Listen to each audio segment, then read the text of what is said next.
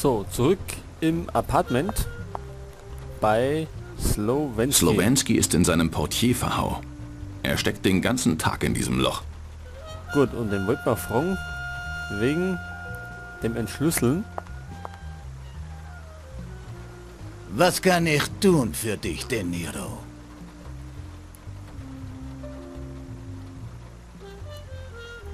Wiedersehen, Slowensky. Do svidania. Oder Annik.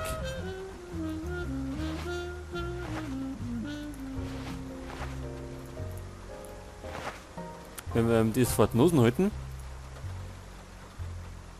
Ihr alter Herr hat doch Geheimschriften entschlüsselt. Da. Können Sie dieses Notizheft entschlüsseln? De Niro, Entschlüsselung ist nichts, was wird vererbt.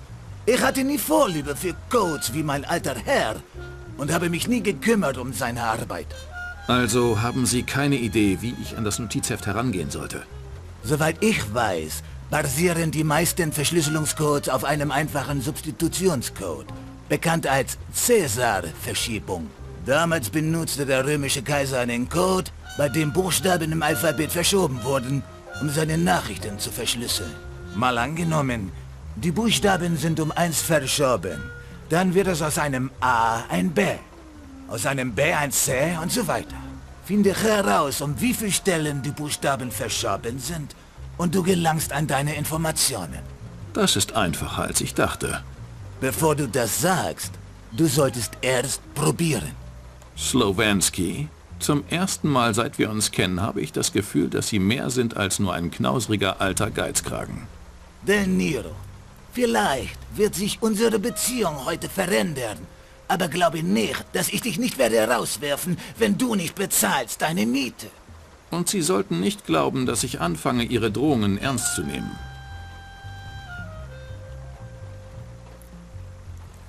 Gut. Jetzt dürfen wir uns das Notizbuch selber entschlüsseln. Das ist das Notizbuch aus dem Safe in Marcettis Büro. Ich habe schon einen Blick reingeworfen, aber schlau bin ich nicht draus geworden. Der Text scheint kodiert zu sein. Ich muss den Text irgendwie entschlüsseln. Aber noch habe ich keinen Schimmer, wie das klappen soll. Ich werde mir was einfallen lassen müssen. Ich werde die Methode probieren, die Slowensky mir vorgeschlagen hat.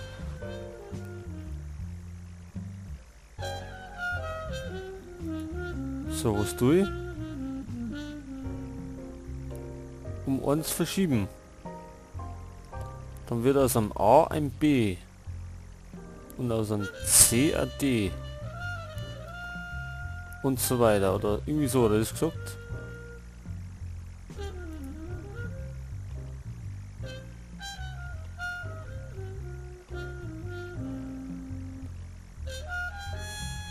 Was sagst du, 15?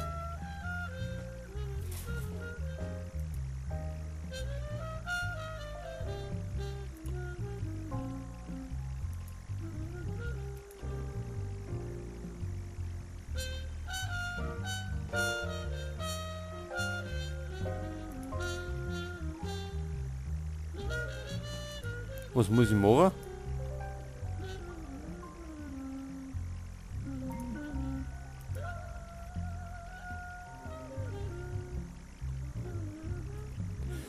Ach so.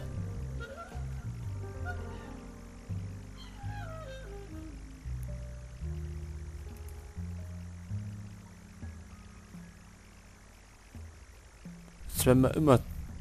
Nehmen wir 2 gleich oder nehmen wir 3?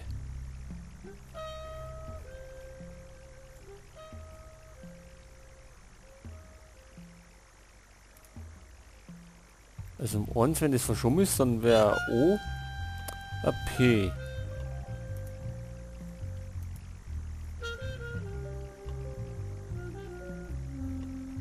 Was ist das? Ein W? Halt.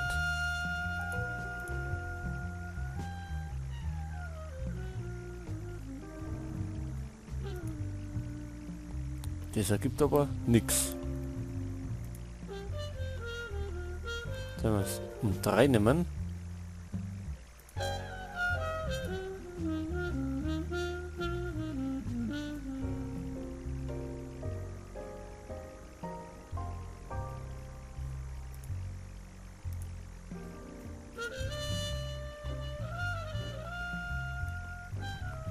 Aha, gut.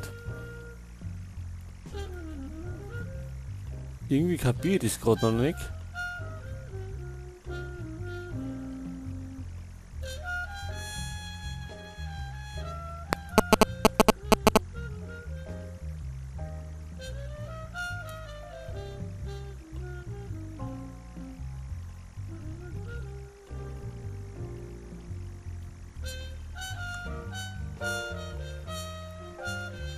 Es ergibt ja sonst irgendwie nichts.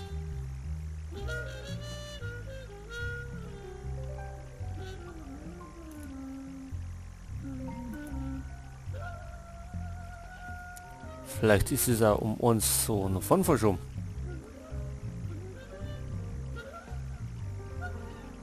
Oder um 3.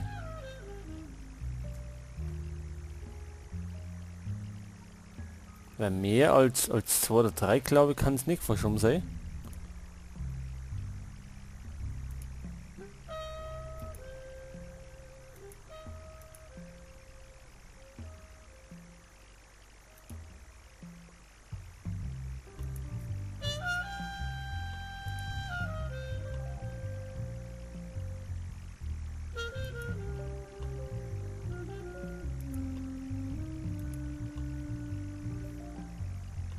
Oder?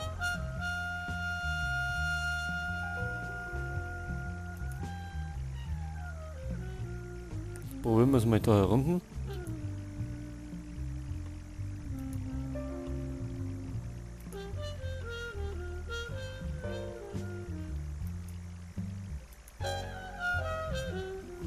Na, es ergibt aber auch kein Wort oder so.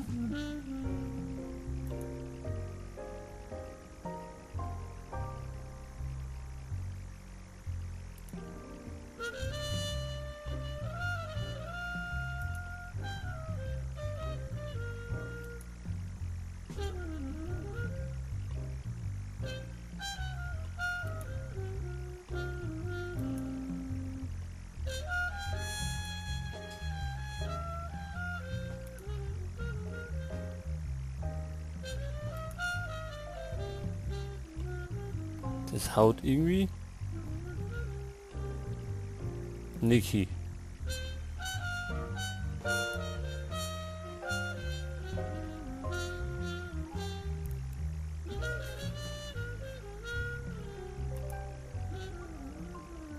Gibt es sonst irgendwie Hinweise?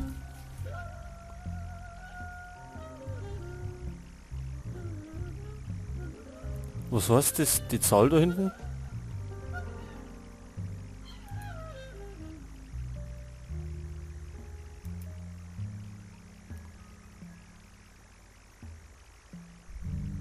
Vielleicht um 15 Zeilen verschoben oder so.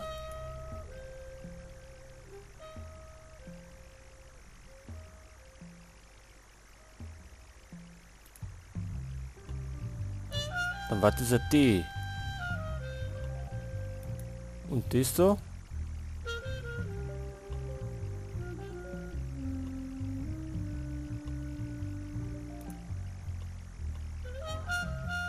Ja, A.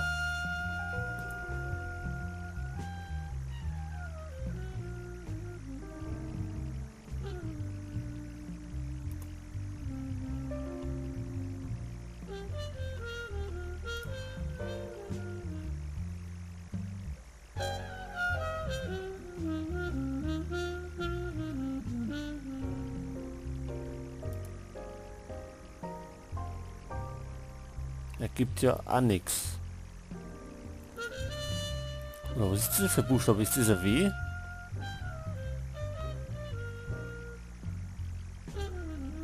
Im Mund schon.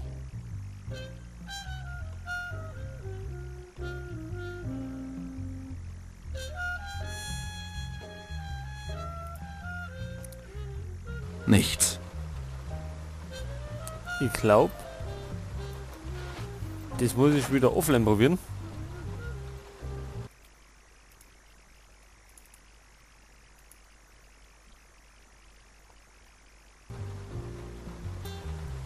Gut, da sind wir aber schon wieder.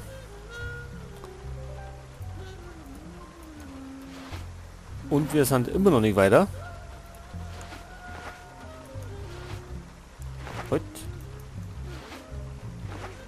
Also probieren wir es nochmal. Ich werde die Methode...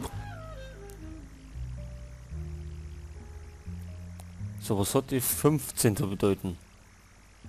Sind das 15 Buchstaben? Na. Das O, was kann das bedeuten?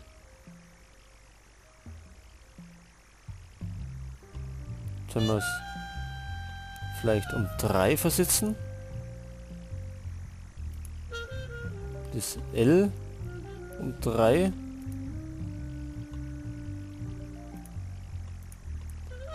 Das W um 3.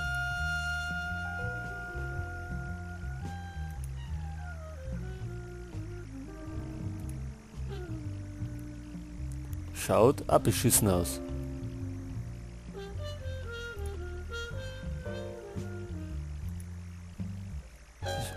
Um uns.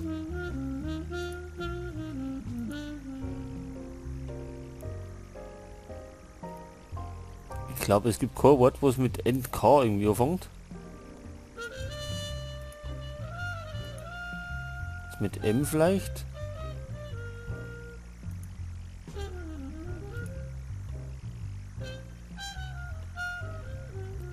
Schaut auch nicht so gut aus. Können wir das um 3 machen?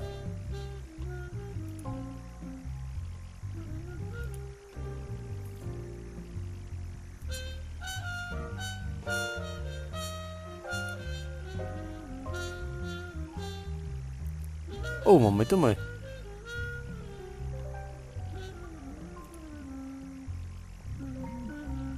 Kann das Little heißen?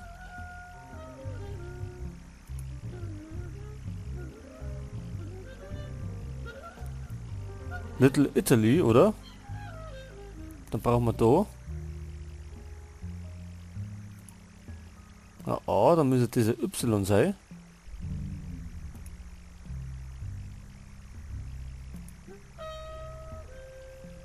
Gut, da haben wir schon mal Little Italy. Also es sind 3 Stück, wo wir nach links müssen.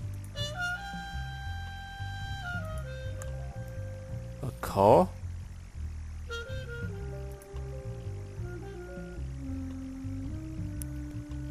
Was ist das? Ein Q.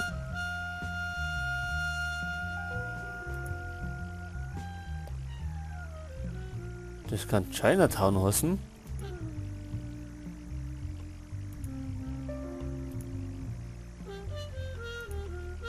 Genau. Und da haben wir das E.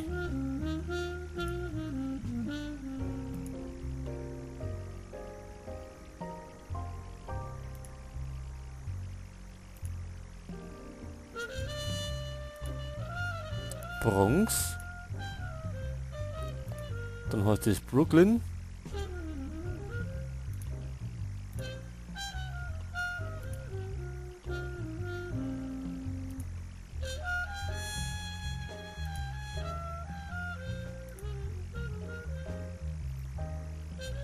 Das wird dann Queens heißen.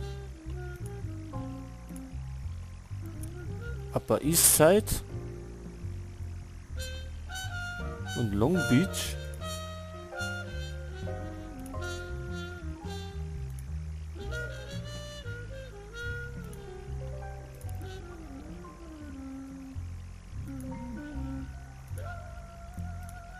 Das wird das Springfield heißen.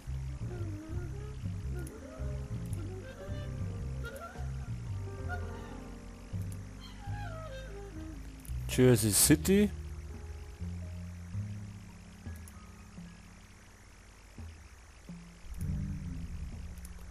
Elizabethtown. Gut. Es kann das stimmen. Nichts. Wird. Ich werde die Methode... Ach, hör auf.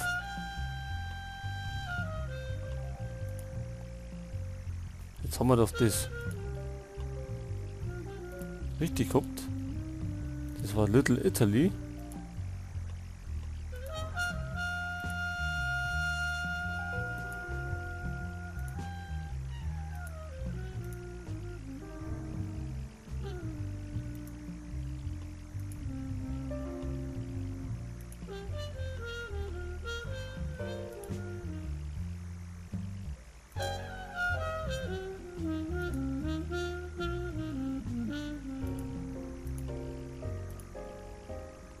Das war Chinatown.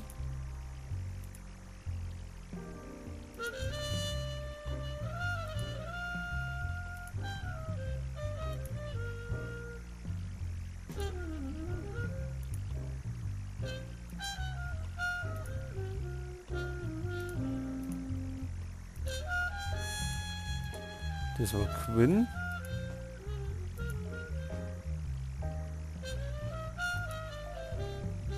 Oder?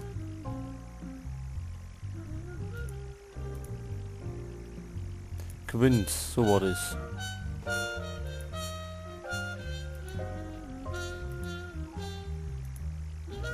Upper East Side. Long Beach.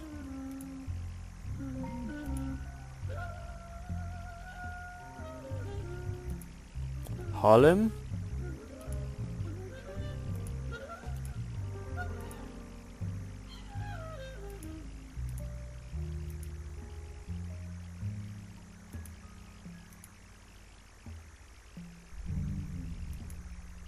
Ach, da muss vergessen.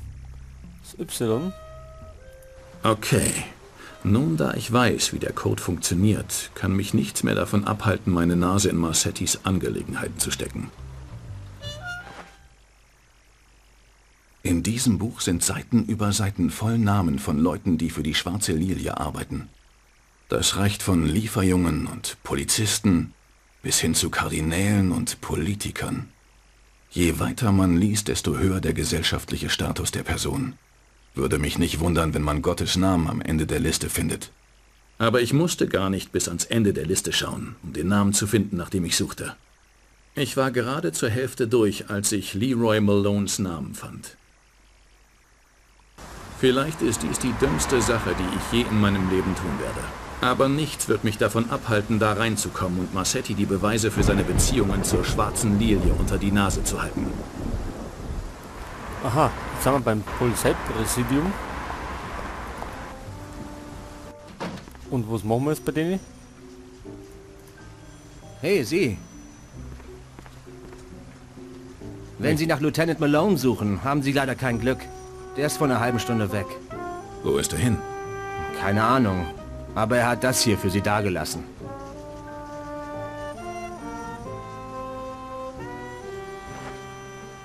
Malone ist verschwunden. Das Einzige, was er zurückgelassen hat, ist dieser Zettel mit einer Nummer drauf. 555-7589. Kann der Telefonnummer sein? Die gingen ja doch alle irgendwie mit 555 los. Bräuchte man gerade ein Telefon.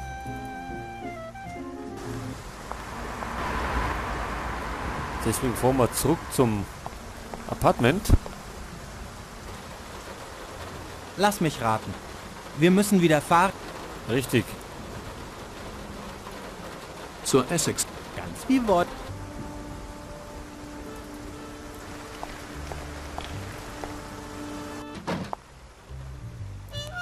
Was denn noch was?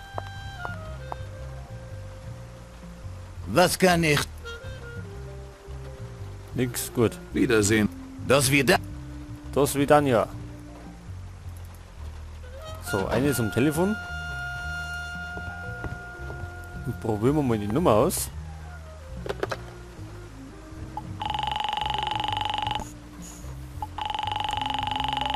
New York Vermittlung hier. Wie kann ich Ihnen helfen?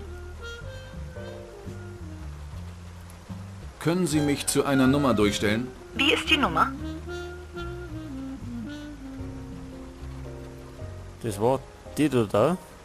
555-7589. Einen Moment.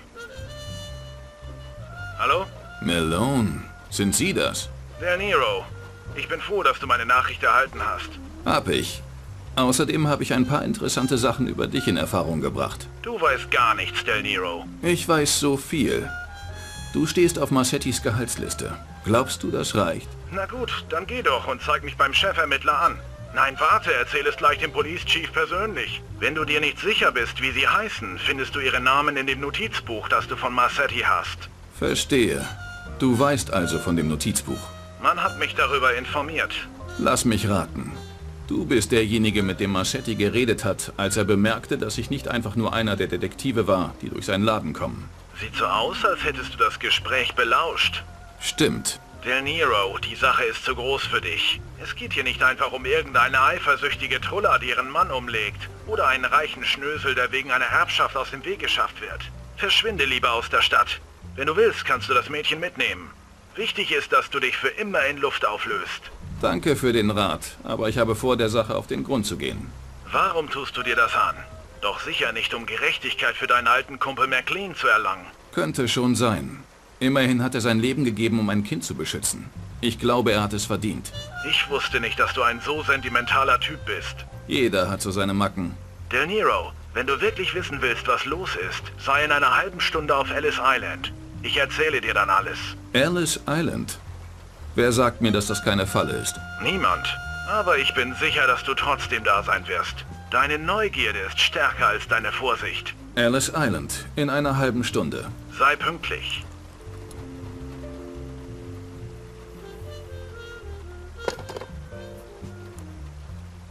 Ellis Island. Gut, und wie kommen wir da hin?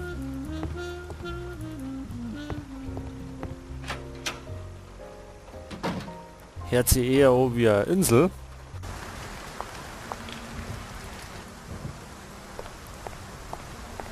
Heute das Taxi steht auf der anderen Seite.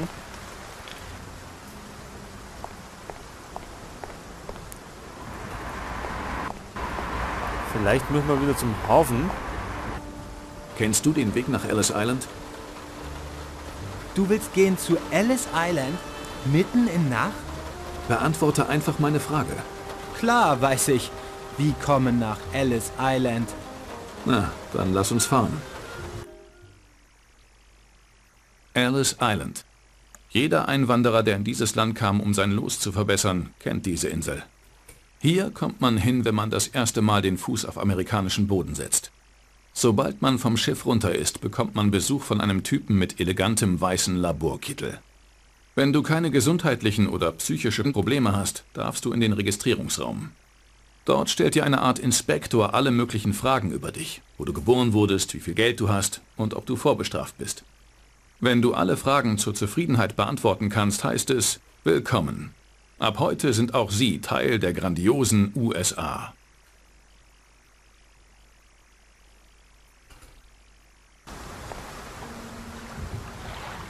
Aha, jetzt haben wir auf Ellis Island. Die Freiheitsstatue. Als ich nach New York kam, war sie das erste, was ich gesehen habe. Eine mächtige und stolze Frau, die die Fackel der Hoffnung trägt und ihr Licht auf der ganzen Welt erstrahlen lässt. Heute hat sich diese Hoffnung in Trauer verwandelt. Trauer um all das, was wir in diesem Land hätten erreichen können, aber niemals erreicht haben.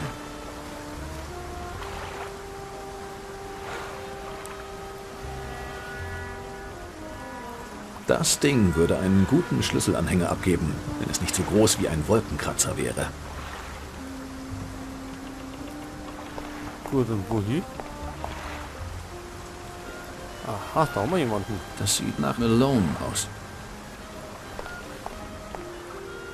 Hey, Del Nero. Malone. Ein Mann wurde heute an den Melville Docks von den üblichen Verdächtigen umgebracht. Das ist ungefähr, was ich im Report zum Mordfall McLean schreiben sollte. Das war zumindest der ursprüngliche Befehl der Schwarzen Lilie. Aber irgendwas hat dazu geführt, dass sie ihren Plan geändert haben. Dein Freund hat es geschafft, das Mädchen zu verstecken und die Polizei zu rufen. Und als wäre das nicht schon genug, hat er dich dann auch noch angerufen. Ihm war klar, dass sich die Leute, die hinter ihm her waren, problemlos das Schweigen von Polizeibeamten oder sogar des Polizeichefs erkaufen konnten. Also rief er jemanden an, den er für unbestechlich hielt. Dich. Sean hat meine Ehrlichkeit schon immer überbewertet. Ich hatte Befehl, dir die ganze Sache in die Schuhe zu schieben. Deine Vorgeschichte mit McLean machte das zu einem Kinderspiel. Der Clou war, dich hier zu behalten, bis Männer der Schwarzen Lilie als Forensiker getarnt an den Docks alles eingesammelt hatten, was sie brauchten. Ein todsicherer Plan. So sollte es sein. Aber dann hat deine Freundin sich eingemischt, deine Kaution bezahlt und dich auf die Spur der Mörder deines alten Kollegen gebracht. Selbst als du auf Kaution draußen warst, hätte ich nicht gedacht, dass du es bis zu Marsetti schaffst. Scheint, dass ich als Schnüffler doch kein kompletter Versager bin.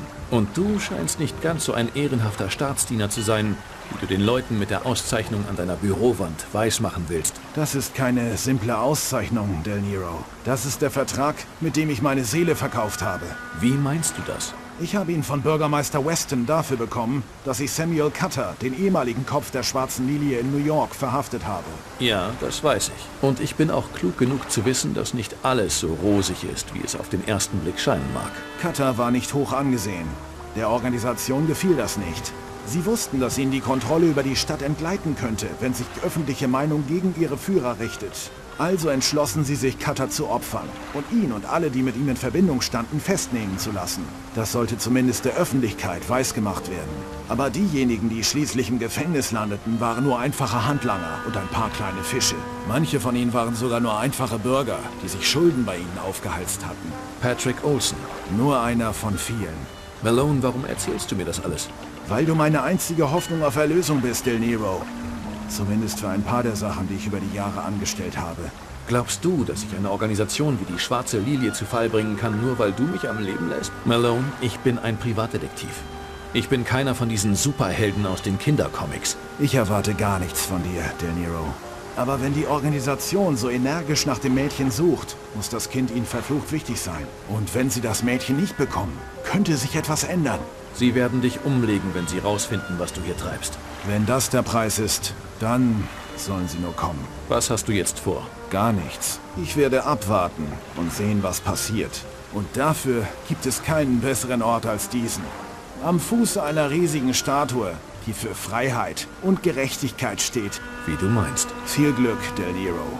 Möge Fortuna dir hold sein. Ich glaube nicht an Bestimmung. Das habe ich mir schon gedacht.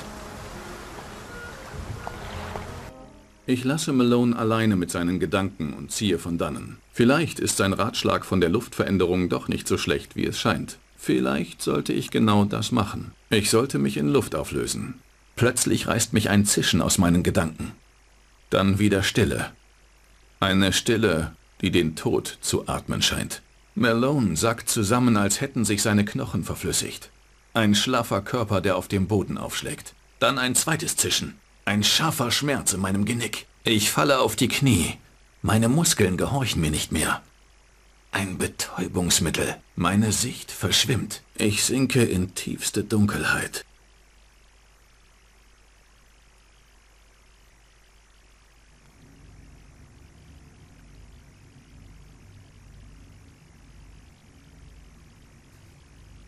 Ich hasse Leute, die zu spät kommen. Und der Typ, auf den ich warte, hätte schon vor über einer Stunde hier sein sollen. Ich kann das nicht ab. Ich kann keinen einzigen Grund akzeptieren, warum jemand zu spät kommt.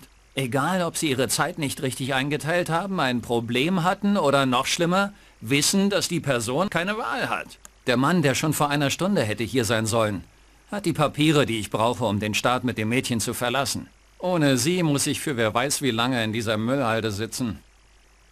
Plötzlich knarrt die Tür der Kaschemme. Jemand kommt herein. Ein übler Geruch von Kölnisch Wasser überschwemmt meine Nüstern. Er ist es. Smiley. Er setzt sich an die Bar und fängt an zu reden, als wären wir alte Freunde. Ich unterbreche ihn und frage ihn, ob er hat, was ich brauche. Er legt einige Dokumente auf den Tisch. Ein nautischer Pass und eine Erlaubnis, das Mädchen an Bord bringen zu dürfen. Er erzählt mir, dass beim Pass noch das Foto fehlt und dass ich mir das selbst besorgen muss. Dann nimmt er eine Serviette und schreibt einen Namen darauf. Saint-Marie de la Mer. Das ist der Name des Schiffes, das mich aus New York herausbringen soll. Es ist die einzige Möglichkeit, die ich finden konnte, den Staat zu verlassen.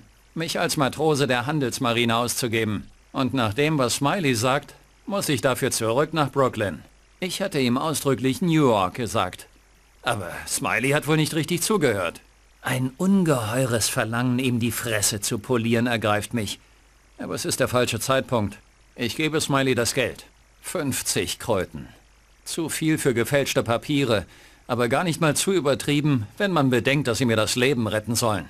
Nachdem er das Geld genommen hat, stottert Smiley irgendwas, das wie viel Glück klingt und verschwindet. Und nimmt dabei den Gestank seines billigen Aftershaves mit, das er in der Hoffnung aufgetragen hat, den Geruch der Chemikalien zu überdecken, mit denen er arbeitet. Lächerlich. Der Typ, den ich wegen Urkundenfälschung vor Jahren beinahe in den Knast gebracht hätte, ist jetzt derjenige, von dem ich meine Freiheit erkaufe. Das Schicksal ist ein komisches Tierchen.